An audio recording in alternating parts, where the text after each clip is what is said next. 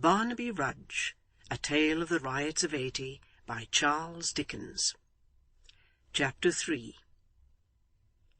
Such were the locksmith's thoughts when first seated in the snug corner, and slowly recovering from a pleasant defect of vision, pleasant because occasioned by the wind blowing in his eyes, which made it a matter of sound policy and duty to himself that he should take refuge from the weather, and tempted him for the same reason to aggravate a slight cough, and declare he felt but poorly. Such were still his thoughts more than a full hour afterwards, when, supper over, he still sat with shining jovial face in the same warm nook, listening to the cricket-like chirrup of little Solomon Daisy, and bearing no unimportant or slightly respected part in the social gossip round the maypole fire. "I wish he may be an honest man, that's all," said Solomon, winding up a variety of speculations relative to the stranger, concerning whom Gabriel had compared notes with the company, and so raised a grave discussion. "I wish he may be an honest man." "So we all do, I suppose, don't we?" observed the locksmith. "I don't," said Joe. "No?" cried Gabriel. "No. He struck me with his whip, the coward, when he was mounted, and I afoot, and I should be better pleased that he turned out what I think him." "And what may that be, Joe?" "No good, Mr Varden. You may shake your head, father, but I say no good, and will say no good, and would say no good 100 times over, if that would bring him back to have the drubbing he deserves." "Hold your tongue, sir," said John Willet. "I won't, father. It's all along of you that he ventured to do what he did. Seeing me treated like a child, and put down like a fool, he plucks up a heart and has a fling at a fellow that he thinks, and may well think too, hasn't a grain of spirit. But he's mistaken, as I'll show him, and as I'll show all of you before long." "Does the boy know what he's a-saying of?" cried the astonished John Willet. "Father," returned Joe, "I know what I say and mean well, better than you do when you hear me. I can bear with you, but I cannot bear the contempt that your treating me in the way you do brings upon me from others every day. Look at other young men of my age. Have they no liberty, no will, no right to speak? Are they obliged to sit mum-chance, and to be ordered about till they are the laughing-stock of young and old? I am a byword all over Chigwell, and I say, and it's fairer my saying so now than waiting till you are dead, and I have got your money, I say that before long I shall be driven to break such bounds, and that when I do, it won't be me that you'll have to blame, but your own self, and no other." John Willet was so amazed by the exasperation and boldness of his hopeful son, that he sat as one bewildered, staring in a ludicrous manner at the boiler, and endeavouring, but quite ineffectually, to collect his tardy thoughts and invent an answer. The guests, scarcely less disturbed, were equally at a loss, and at length, with a variety of muttered, half-expressed condolences and pieces of advice, rose to depart, being at the same time slightly muddled with liquor. The honest locksmith alone addressed a few words of coherent and sensible advice to both parties, urging John Willet to remember that Joe was nearly arrived at man's estate, and should not be ruled with too tight a hand, and exhorting Joe himself to bear with his father's caprices, and rather endeavour to turn them aside by temperate remonstrance than by ill-timed rebellion. This advice was received as such advice usually is. On John Willet it made almost as much impression as on the sign outside the door, while Joe, who took it in the best part, avowed himself more obliged than he could well express, but politely intimated his intention nevertheless of taking his own course uninfluenced by anybody. You have always been a very good friend to me, Mr Varden,' he said, as they stood without in the porch, and the locksmith was equipping himself for his journey home. 'I take it very kind of you to say all this, but the time is nearly come when the Maypole and I must part company.' 'Roving stones gather no moss, Joe,' said Gabriel. 'Nor milestones much,' replied Joe. 'I'm little better than one here, and see as much of the world.' 'Then what would you do, Joe?' pursued the locksmith, stroking his chin reflectively. 'What could you be? Where could you go, you see?' 'I must trust to chance, Mr Varden.' 'A bad thing to trust to, Joe. I don't like it. I always tell my girl when we talk about a husband for her, never to trust to chance, but to make sure beforehand that she has a good man and true, and then chance will neither make her nor break her. What are you fidgeting about there, Joe? Nothing gone in the harness, I hope?' 'No, no,' said Joe, finding, however, something very engrossing to do in the way of strapping and buckling. 'Miss Dolly quite well?' 'Hearty, thank'ee. She looks pretty enough to be well, and good too.' 'She's always both, sir.'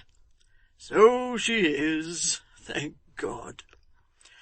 'I hope,' said Joe, after some hesitation, 'that you won't tell this story against me, this of my having been beat like the boy they'd make of me. At all events, till I have met this man again and settled the account, it'll be a better story then.' 'Why, who should I tell it to?' returned Gabriel. 'They know it here, and I'm not likely to come across anybody else who would care about it.' 'That's true enough,' said the young fellow with a sigh. 'I quite forgot that. Yes, that's true.'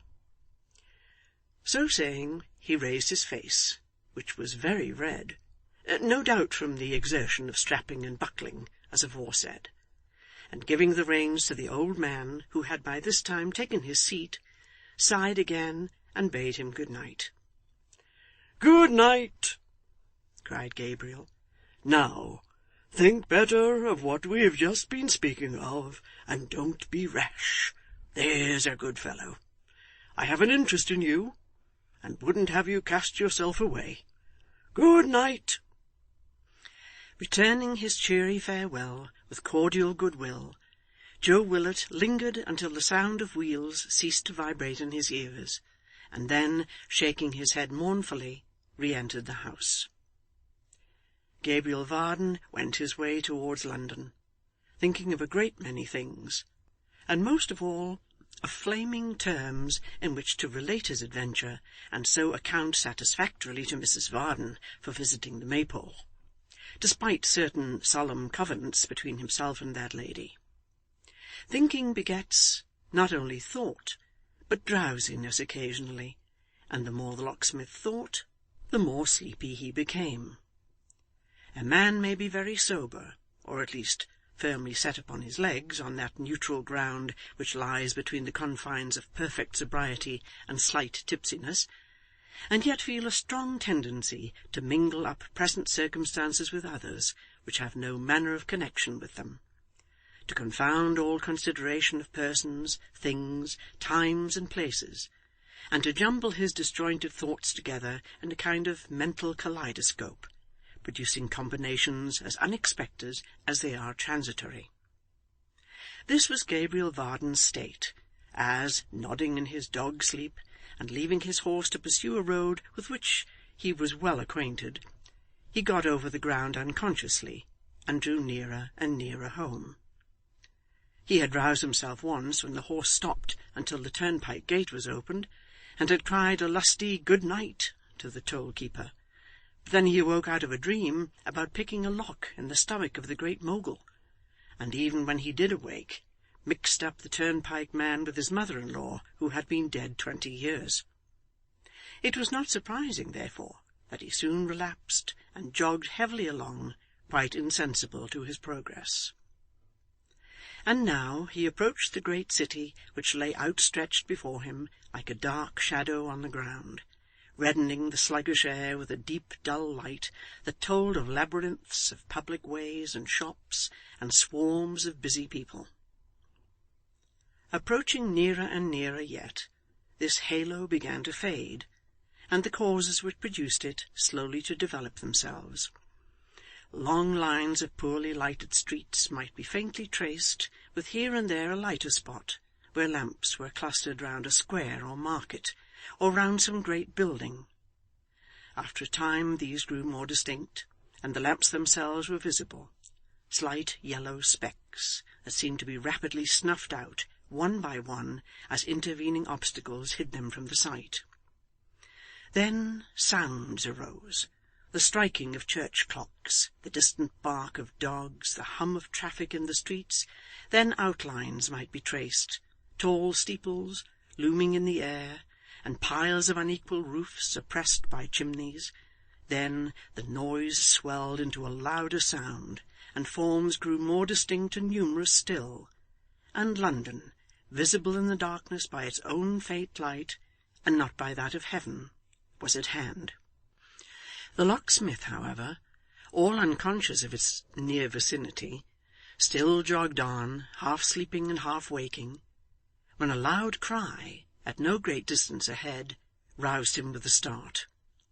For a moment or two he looked about him, like a man who had been transported to some strange country in his sleep, but soon recognizing familiar objects, rubbed his eyes lazily, and might have relapsed again, but that the cry was repeated, not once or twice or thrice, but many times, and each time, if possible, with increased vehemence.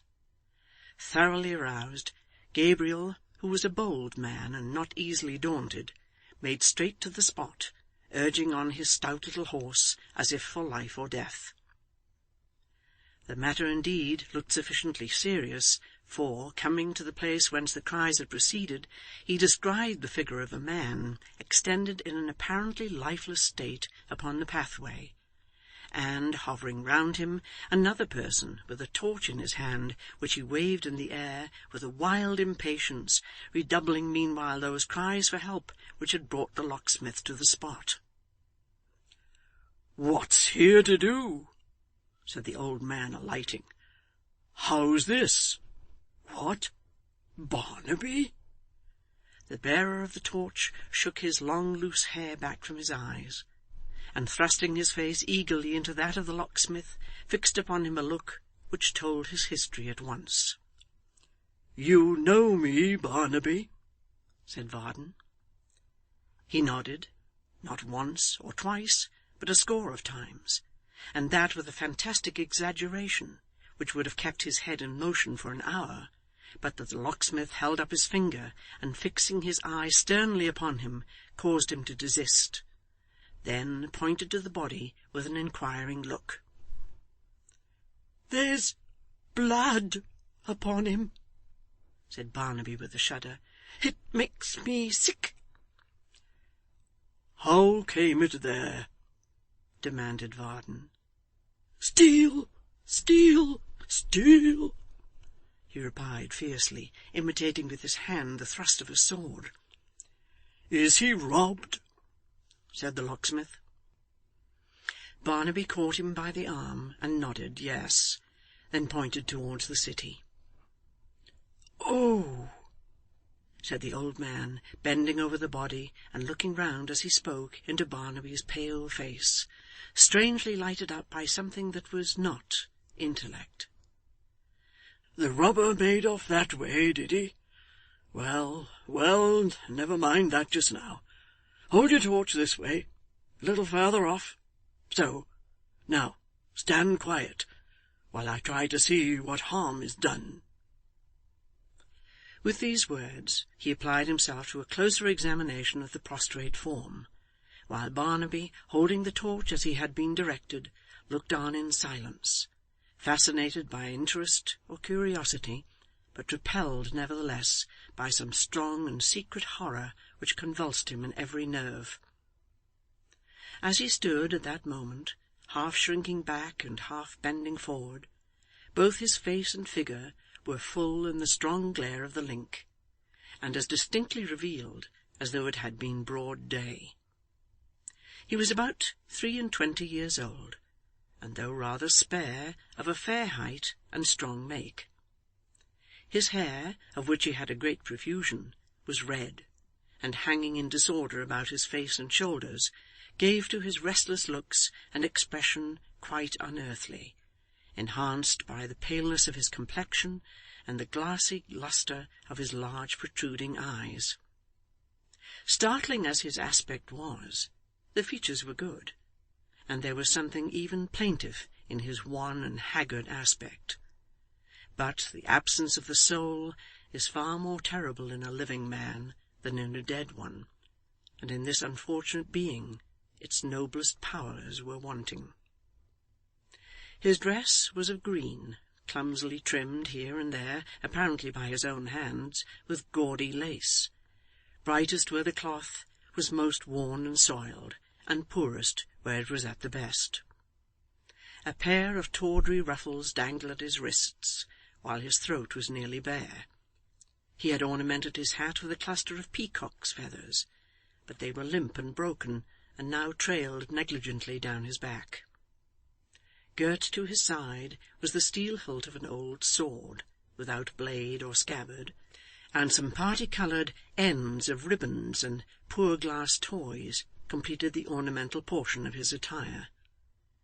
The fluttered and confused disposition of all the motley scraps that formed his dress bespoke, in a scarcely less degree than his eager and unsettled manner, the disorder of his mind, and by a grotesque contrast set off and heightened the more impressive wildness of his face. "Barnaby," said the locksmith, after a hasty but careful inspection, "this man is not dead, but he has a wound in his side, and is in a fainting fit." "I know him, I know him," cried Barnaby, clapping his hands. "Know him?" repeated the locksmith. "Hush!" said Barnaby, laying his fingers upon his lips. "He went out to-day, a-wooing. I wouldn't for a light guinea that he should never go a-wooing again, for, if he did, some eyes would grow dim that are now as bright as... See, when I talk of eyes, the stars come out. Whose eyes are they? If they are angels' eyes, why do they look down here and see good men hurt, and only wink and sparkle all the night?" "Now heaven help this silly fellow," murmured the perplexed locksmith. "Can he know this gentleman? His mother's house is not far off. I had better see if she can tell me who he is. Barnaby, my man, help me to put him in the chaise, and we'll ride home together." "I can't touch him," cried the idiot, falling back, and shuddering as with a strong spasm. "He's bloody." "It's in his nature, I know," muttered the locksmith. "It's cruel to ask him, but I must have help. Barnaby, good Barnaby, dear Barnaby, if you know this gentleman, for the sake of his life and everybody's life that loves him, help me to raise him and lay him down. Cover him then. Wrap him close. Don't let me see it. Smell it. Hear the word. Don't speak the word. Don't." No, I'll not. There, you see he's covered now. Gently. Well done, well done." They placed him in the carriage with great ease, for Barnaby was strong and active, but all the time they were so occupied he shivered from head to foot, and evidently experienced an ecstasy of terror. This accomplished, and the wounded man being covered with Varden's own great coat, which he took off for the purpose, they proceeded onward at a brisk pace.